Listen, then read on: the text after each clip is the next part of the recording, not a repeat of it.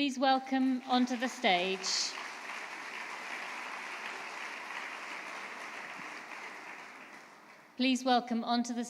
our next three speakers: Sungju Lee from Pyongyang in North Korea, Emma Yang from New York in the USA, and Rodrigo Mendes from Sao Paulo in Brazil.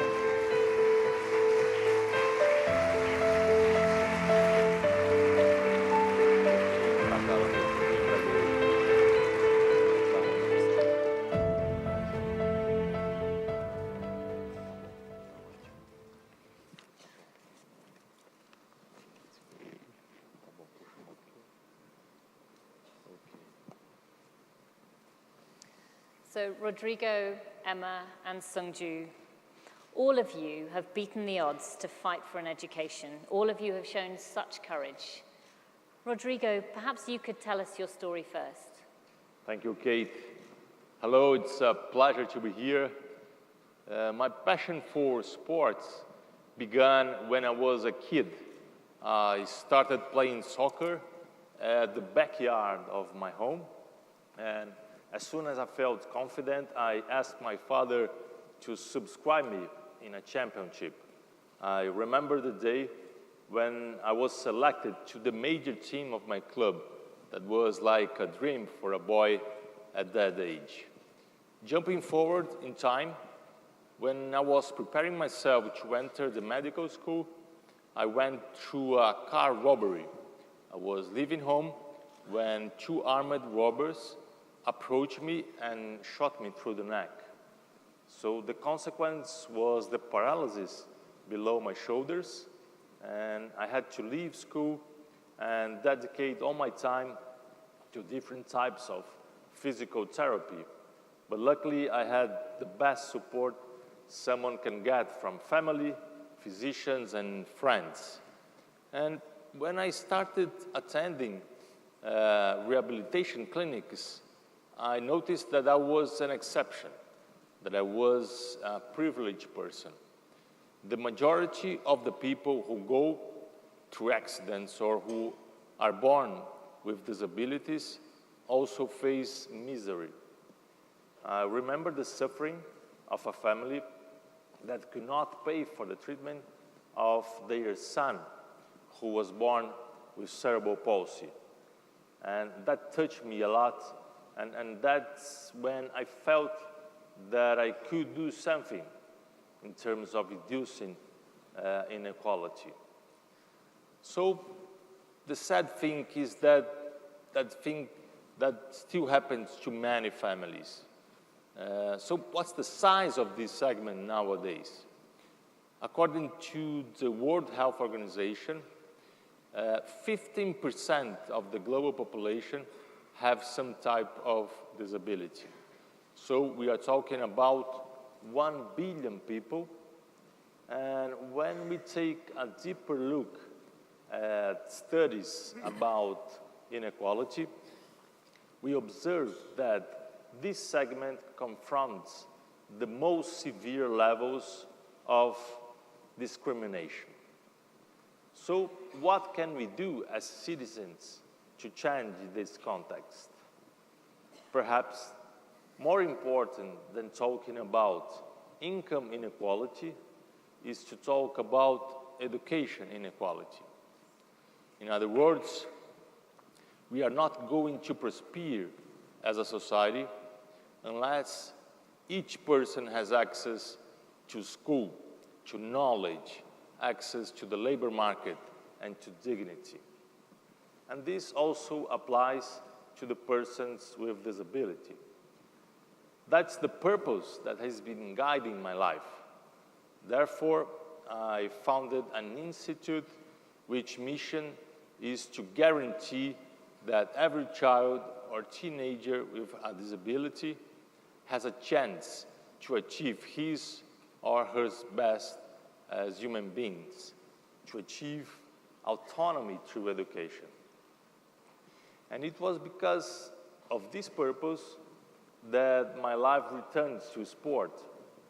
Some years ago, UNICEF and the Barcelona Soccer Team Foundation invited me to develop a program aiming to take advantage of the World Cup and the Olympic Games in Brazil.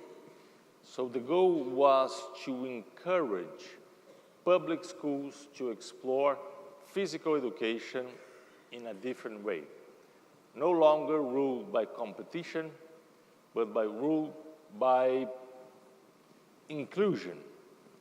In that sense, we created a course that has been attended by teachers from all regions of Brazil. So each participant assumes the commitment to elaborate and to promote classes that enable the participation and the fun of every student. And in the end of the course, my team and I visit some of the cities in order to take a closer look and to register the impacts. There are hundreds of amazing stories that deserve to be shared. The Dalai Lama once said that it is an illusion to talk about sustainability without first recognizing that all human beings are interdependent. That's unavoidable. And I think that's what unites us here and today. So I truly believe that it is our duty to give back the beautiful things that lives offer us every day and to act hard in order to build a better society. So my name is Rodrigo, and I am fighting for a better education for everyone. Thank you.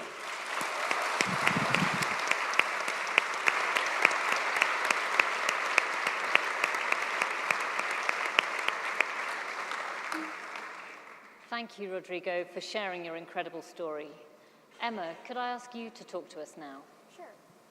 My name is Emma Yang. I'm 14 years old and the founder of Timeless.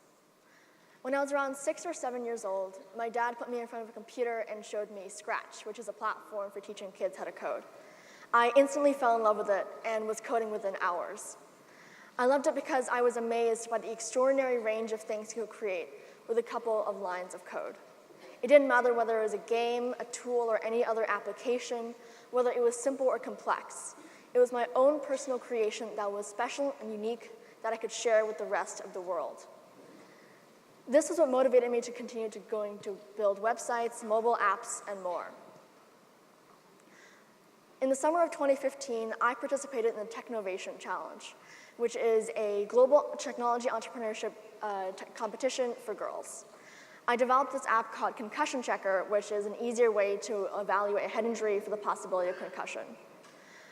Developing this app and the accompanying business plan was my springboard into technology on a whole new level, using technology to help my community and to solve real-world problems. I realized that even though I was 11 years old and a middle school student, I could create apps, products with meaningful functionalities that could impact people around the world. We reached the finals. We went to San Francisco and won second place globally. Even though receiving the award was amazing, it was my discovery of a whole community of girls and women who had groundbreaking ideas that could change the world that I cherish. It changed my entire perspective. When I was around 7 or 8 years old, my grandmother forgot my birthday, but we thought she was just being a little forgetful. But then she forgot how old I was, what she had just had for dinner, and later on how to turn on the TV. She lost track of time and forgot where she was. All of the common difficulties faced by Alzheimer's patients. As my grandmother's disease progresses, we continue to look for ways to help her. We set up visual aids around the house to help her remember events and continue to send her photos in hopes that she'll remember us for as long as possible. But as time went by, I started to wonder, is there a simple mobile app that could help my grandmother and other Alzheimer's and dementia patients to remember events, stay connected and engage with friends and family, and to recognize the people around them? An app that would help my grandmother in the ways that the things that we set up for her helps her remember. Research shows that stimulating your memory and socializing, especially by using a computer or a mobile app to look at photos and stay engaged with loved ones, could help to slow down the cognitive decline. So my family hunted extensively for such an app we were sure must exist. We became a bit disappointed because, in fact, it didn't. There are very many tools in the market, but none of them are designed to help Alzheimer's patients improve their daily lives. In fact, very few apps in general are developed for the elderly due to the stereotype that old people cannot use technology. They are the underserved demographic. So right around this time, I started to learn how to code for the iPhone. So I took the matter into my own hands and developed Timeless. Let me show you the pictures of the app. So Timeless is a first-of-its-kind, caregiver-assisted, easy-to-use app for Alzheimer's patients that helps them remember events, stay connected and engage with friends and family, and to recognize the people around them using artificial intelligence-based facial recognition technology. Let me show you the key features of Timeless. Timeless has 4 core features. Updates helps patients stay engaged with loved ones by showing a stream of photos sent by family and friends. Each of the photos are tagged the name and the relationship to the patient of the person in the photo by the facial recognition. Today simplifies daily information and events to help the patient manage their day. Contacts is a picture phone book that allows the patient to contact their loved one at a touch of a button. The most unique function is Identify, where the patient can take a photo of a face, and Timeless will tell them who it is with the facial recognition. Timeless has received worldwide press coverage from the US to Spain to Mexico and Malaysia, and has been widely shared on social media. Our demo video received over 36,000 views within a year. The feedback was overwhelming. These are 2 among many. In fact, about a month ago, Bill Gates shared Timeless on Twitter and Facebook. There's nothing more gratifying than having someone like him validating the idea. And 2 weeks ago, Timeless won the $50,000 grand prize of the Women's Startup Challenge, hosted by Women Who Tech in Google, New York.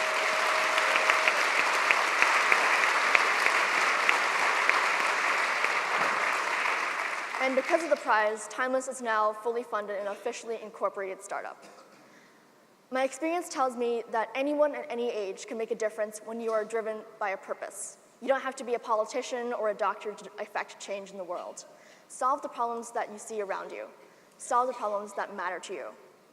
Creating Timeless makes me believe that when you're determined to solve a problem for your community, your mission and your purpose drive groundbreaking ideas. Thank you.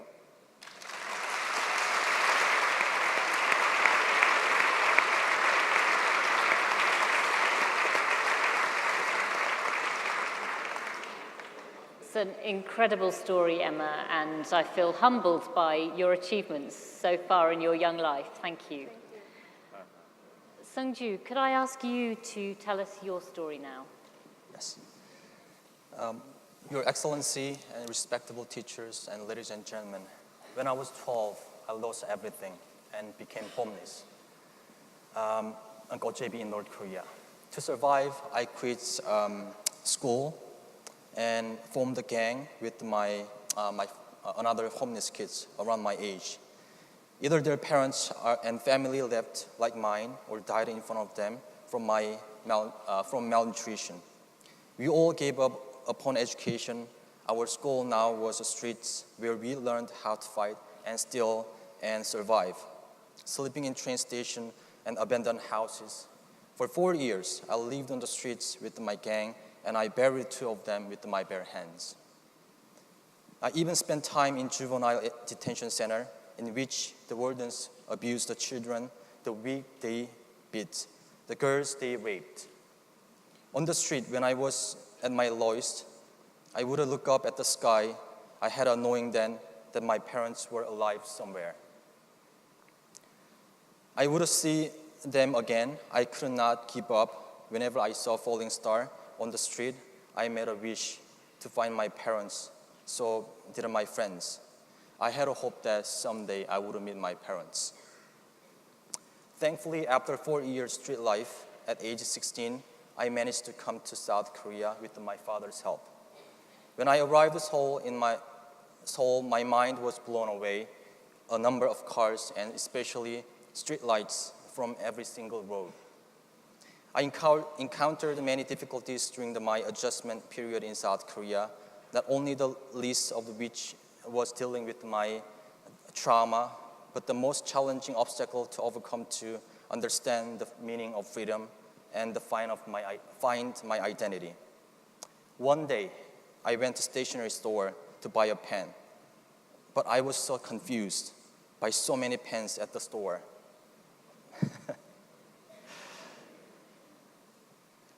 I needed only one good pen, so I decided to sample every pens at the store. It took more than an hour, but I could not choose one because every pen was in good condition.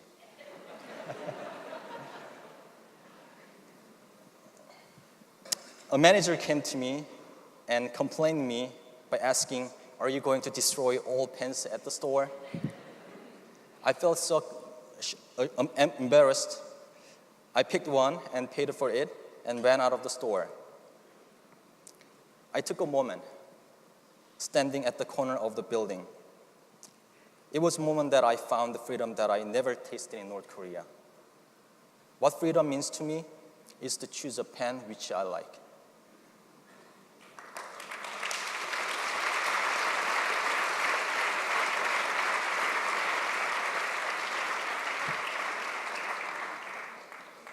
Through education in South Korea, I found great teachers who are dreamers and passionate about not only teaching, but also helping students struggling with their identities and future dreams.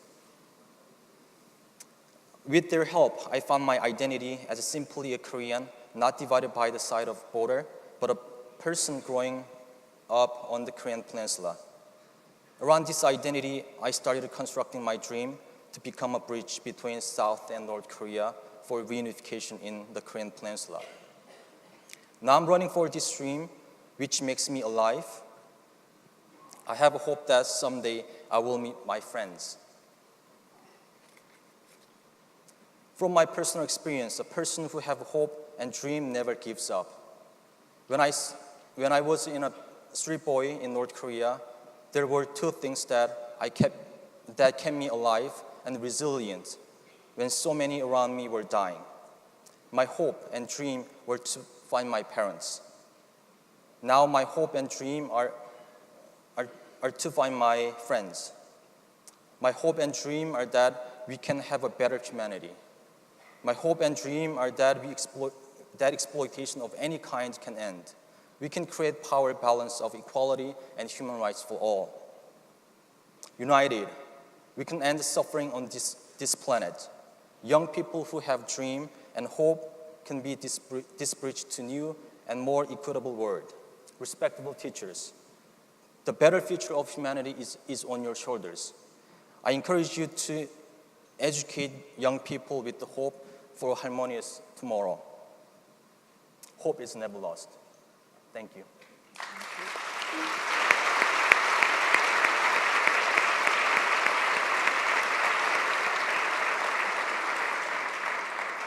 Thank you all for sharing your incredibly powerful stories.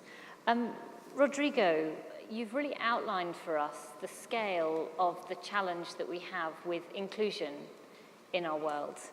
You talked about the courses that you'd set up in Brazil to promote inclusion rather than competition in physical education. Can you tell us something about the difference that this has made? Okay, Kate.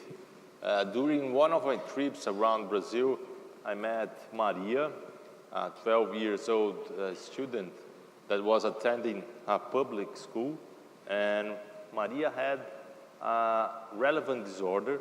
She had never spoken to her friends. And because of this project, using physical education, Maria was invited to create a class about physical education together with her classmates. And for everyone's surprise, for the first time she spoke. She gave her opinion, and they create together a new version of the badminton. And what kind of ideas did they propose? First, the length of the game was reduced so that the students with autism could keep concentration.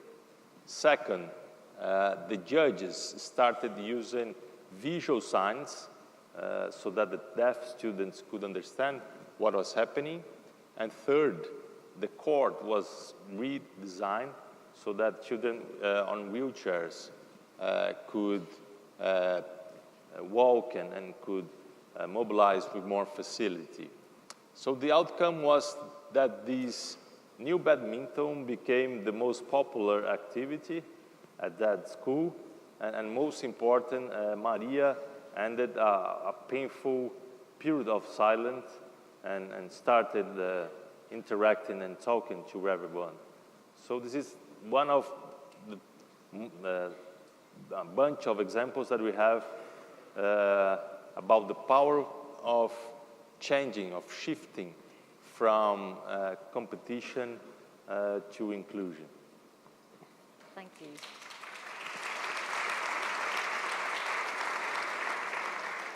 And this is, of course, where this must start, in our schools. But the Summer Olympic Games are coming to Tokyo quite soon. What is the one difference that you would want to make? Well, you know that according to the United Nations, it is not acceptable to separate people based on their differences. And 2 years ago, the World Economic Forum invited me to participate in that debate in Japan. The goal was to discuss how the next Olympic Games can improve their social legacy.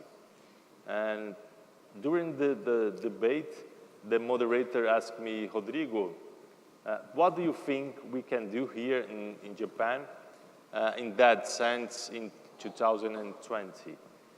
And summarizing my answer, I believe that the complete separation in the Games between Olympic and Paralympic is incompatible with the concept of an inclusive society. What kind of message?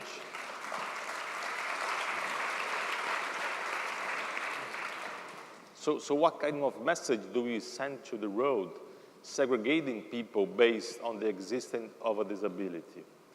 Besides the act of putting out the fire of the Olympic countdown and then weeks later lighting the Paralympic countdown just reinforces this negative message.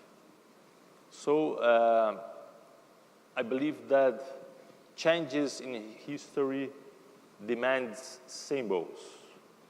So my proposal was that in 2020, we use the same torch, the same countdown, and most important, that we keep the flame lit between both games.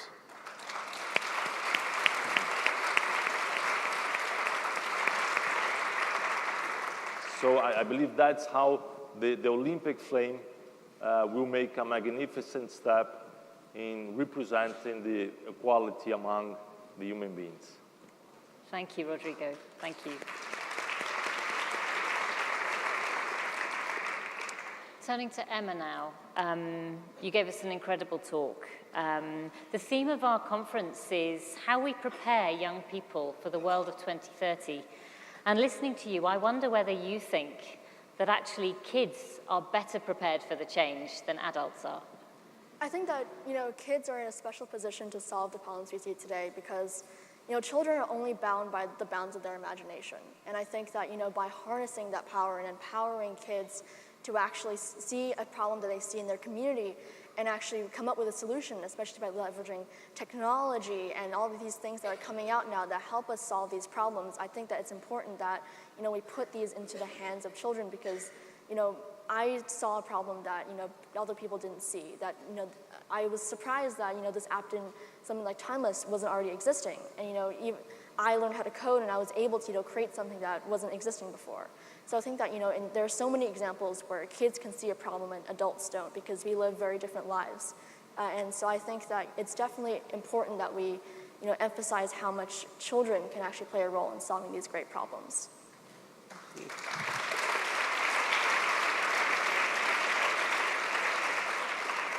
And do you think we need to change the way that we perceive young people?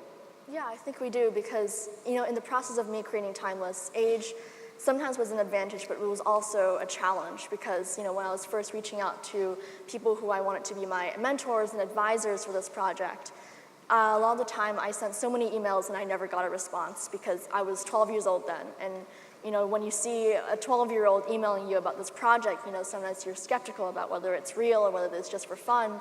But I think that, you know, kids can have, you know, aspirations as well, and that we should accept those and actually embrace those aspirations and support them.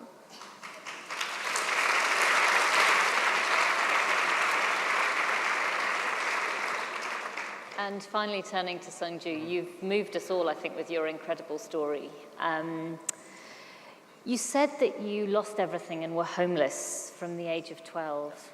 Can you tell us a little bit more about how this came about, and also what became of your parents?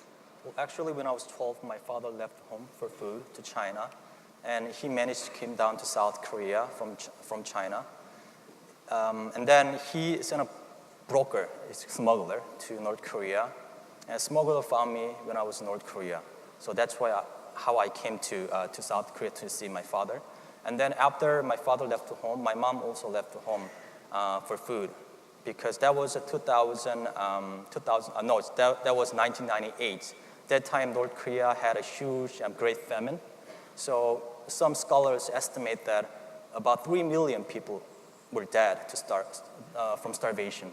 So it was really difficult. And then also I saw kind of dead bodies on the street. It was a normal thing.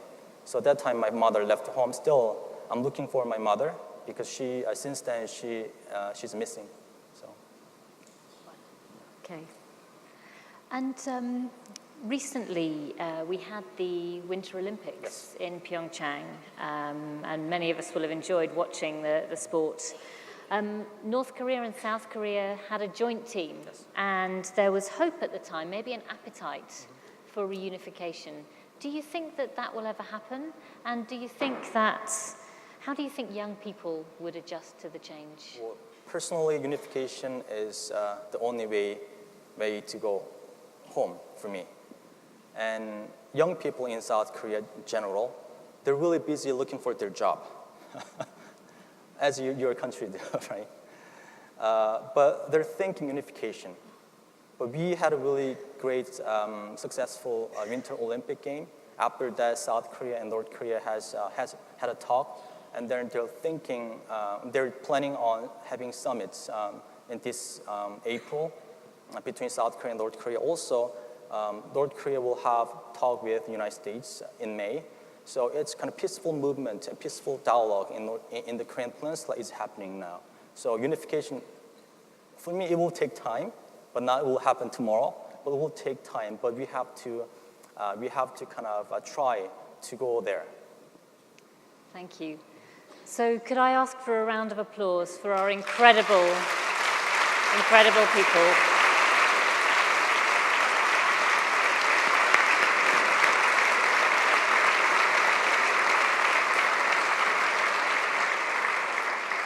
Thank you so much for sharing your stories. You've inspired me, and I hope you've inspired many others who've listened to you to really fight for the change that we believe is needed to provide education to the young people in our world. And if these people can overcome it, they give us inspiration for us all. Thank you very much.